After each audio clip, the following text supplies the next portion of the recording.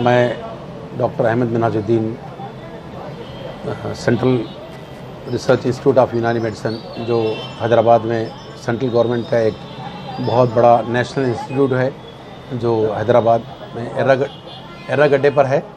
तो इस इंस्टीट्यूट का मैं ज़िम्मेदार हूँ और मैं इस मेडिकल कैंप के ज़िम्मेदार को मुबारकबाद देता हूँ कि इन्होंने ये जो बेड़ा उठाया है कि आज लोग पेंडेमिक की वजह से काफ़ी परेशान हैं और उनको सही तशख़ीस नहीं हो रही है, उनका इलाज सही नहीं हो रहा है। तो एक होम्योपैथिक मेडिसिन के ज़रिए से और आयुष सिस्टम ऑफ मेडिसिन के ज़रिए से इन्होंने जो इलाज करने का बेड़ा उठाया है और आज एक स्पेशल मेडिकल कैंप करके यहाँ पे मरीज़ों को जमा करके उनको अवेयरनेस किया जा रहा है कि आपके अंदर रोज़मर्रा के जो बीमारियाँ हैं उसको कैसा ठीक कर सकते हैं और उसका इलाज क्या है और उससे कैसे बचा जा सकता है। इससे हम इस होम्योपैथिक दवा को खाकर हम अपनी सेहत को कैसी हिफाजत में रख सकते हैं। मैं और आप अच्छी तरह जानते हैं कि अगर आज हमारे अंदर कितना भी पैसा हो, अगर हमारी सेहत अच्छी नहीं रहे तो हमारा रिश्तेदार भी हमसे मिलना नहीं चाहता, हमारा दोस्त भी हमसे मिलना नहीं चाहता है।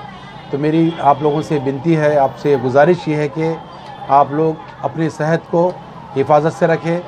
अल्लाह ताला की दी हुई जान है, इसका आपको जवाब देना है और आप अपने आप की सेहत अच्छी रखते हुए भी अपने पड़ोसी का ख्याल रखना चाहिए, अपने वालिदैन का ख्याल रखना चाहिए, अपने रिश्तेदारों का ख्याल रखना चाहिए, अपने दोस्त अहबाब का ख्याल रखना चाहिए। क्योंकि आज जो मर्ज़ जिस तरह से तेज़ी से फैल रहे हैं, जिसमें रोज़मर्रा की बीमारियों में है, शुगर है, कैंसर है और हमारा जो पेंडेमिक की वजह से जो स्ट्रेस डेवलपमेंट ज़्यादा हो गया है, तो इसको हम अपने परेशानियों को सोच समझकर उसको हल करने की कोशिश करें। और अगर कोई बीमारी है तो उसकी दवा पाबंदी के साथ पूरी दवा जितना डॉक्टर बताते हैं उतनी दवाएं बराबर खाएं। और उसके साथ साथ हमारी हिफ्ज़ाने सेहत के लिए हमें सुबह उठकर अपना नाश्ता वक्त पे करना चाहिए और अपनी सेहत को बाकी रखने के लिए आप रोज़ सुबह में धूप में बैठिए। रोज़ सवेरे सुबह की 7 से 8 बजे तक की धूप में बैठ के अपने अंदर विटामिन डी डेवलप करिए और अपना हाजमा ठीक करिए और रात में जल्दी सोकर अपनी सेहत को इम्यूनिटी बढ़ाइए।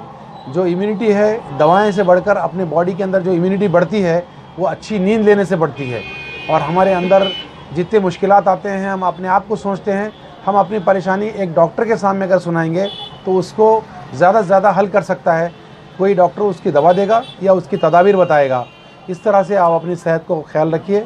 मैं आप लोगों से ये विनती करता हूँ कि सेहत को बिगाड़ने से पहले आप उसको संभालिए। सर, ये बीपी शुगर के जो पेशेंट्स हैं इन लोग के लिए कुछ मशवरा, रात भर मोबाइल पे जग रहे हैं कई लोग। जी देखिए आज का जो दौर है वो एक सोशल मीडिया का दौर है।